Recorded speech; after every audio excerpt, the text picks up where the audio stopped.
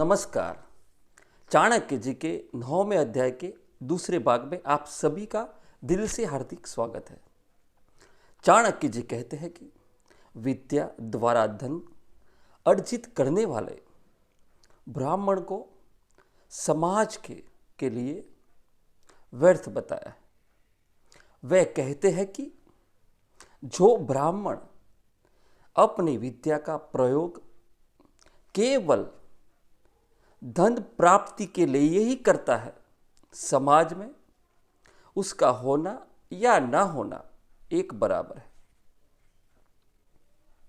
संसार में इसकी विद्वता एवं ज्ञान का प्रसार कभी नहीं होता।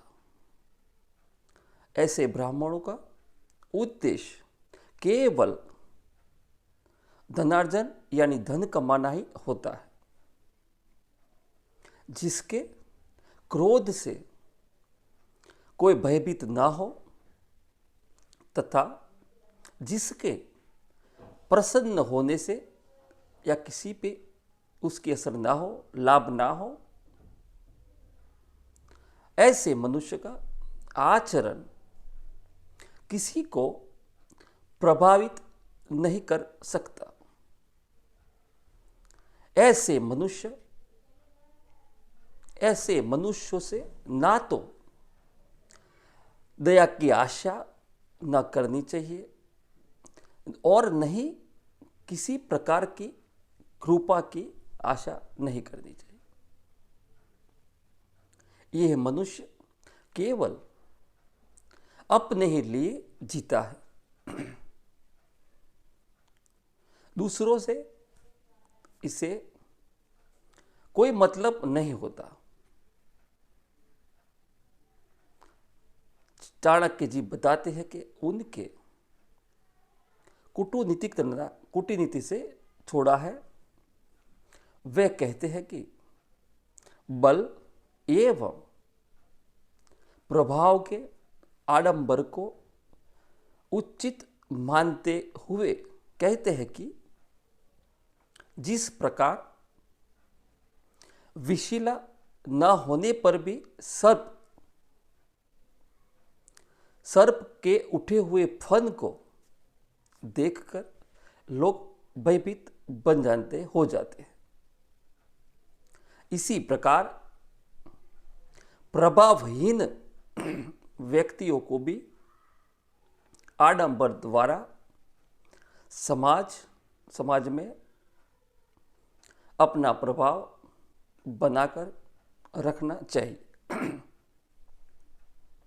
जैसे विषहीन सर्प की वास्तविकता लोग नहीं जानते कि जहरीला है कि नहीं जहरीला, वैसे ही आडंबर युक्त प्रभाव से लोग भयभीत रहते हैं। ऐसी स्थिति में व्यक्ति कभी लोगों की उपेक्षा का पात्र नहीं बन पाता। मूर्ख और बुद्धिमान व्यक्ति की चर्चा की हुई उन्होंने उल्लेख करते हुए चाणक्य जी कहते हैं कि मूर्ख व्यक्ति की दिनचर्या जुए से प्रारंभ होती है। वह प्रातःकाल उठते ही जुए में डूब जाता है। दोपहर को वे नारी के साथ संभोग करते हैं तथा उनका रात्रि का समय चोरी या अन्य पाप कर्मों में गुजरता है, व्यतीत होता है। लेकिन उसके विपरीत सज्जन पुरुषों को एवं बुद्धिमान मनुष्य को दिनचर्या सत्कर्मों द्वारा शुरू होती है, प्रारंभ होती है उनकी दिनचर्या तथा उनका संपूर्ण दिन अन्य व्यक्तियों की भलाई और परोपकार में व्यतीत होता है। इसीलिए मनुष्य को सज्जन मनुष्य की भांति समय का सदुपयोग करना चाहिए, यानी सदुपयोग करके अच्छा दिन निकलना चाहिए। धार्मिक कार्यों में अपना दिन व्यतीत करना चाहिए। धार्मिक कार्यों के संदर्भ में चाणक्य जी कहते हैं कि मनुष्य ईश्वर को प्रसन्न करके तभी उनसे वरदान प्राप्त कर सकता है, वरदान ले सकता है, जब वह स्वयं अपने हाथों से उनकी सेवा करनी चाहिए। सुबह उठकर भगवान की फूल की माला प्रतिमा पे चढ़ानी चाहिए। स्वयं हाथ से स्वयं चंदन घिसकर लगाना चाहिए तथा अपने हाथों से लिखे गए श्लोक या मंत्र स्त्रोत द्वारा पठन करना चाहिए, स्तुति गान करना चाहिए। स्वकर्मों द्वारा मनुष्य ईश्वर कृपा का सदैव भागी बन जाता है। उसके विपरीत यही कार्य यदि वह अपने सेवक से करवाता है तो उसका फल, शुभाशुभ फल उसको नहीं मिलता। उसके साथ पूरा शुभाशुभ फल सेवक को ही प्राप्त होता है। इसीलिए मनुष्य को सभी धार्मिक कर्म स्वयं करने चाहिए।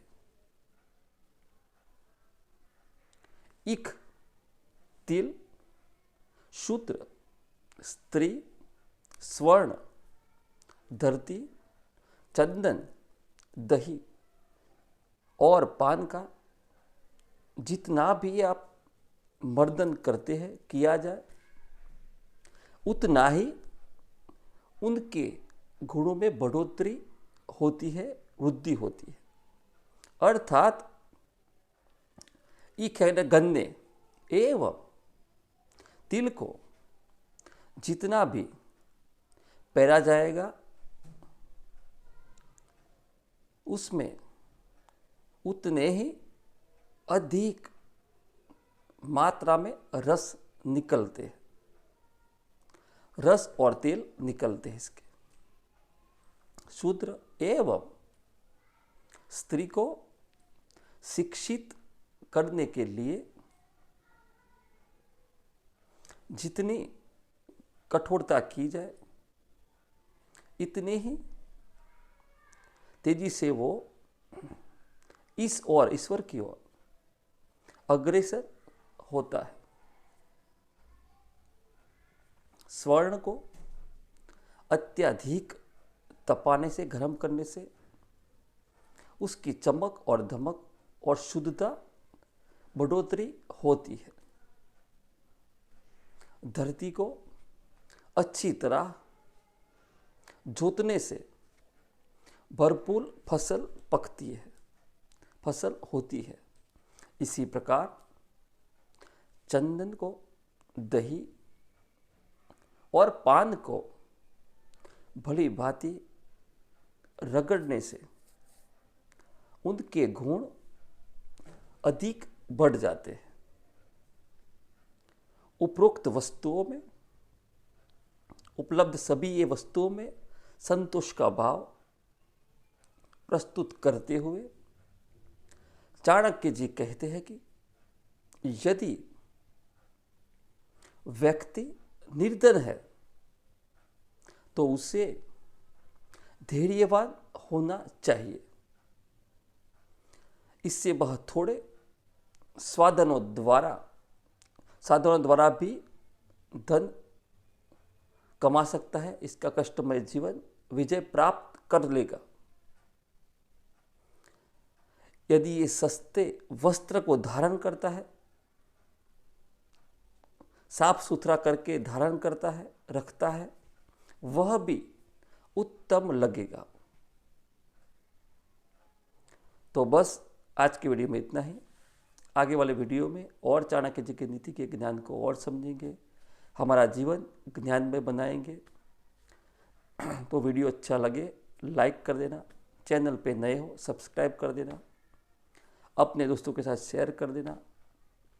भगवान आपको सुख, शांति और समृद्धि प्रदान करे, आपका जीवन सुखों से भर दे। धन्यवाद।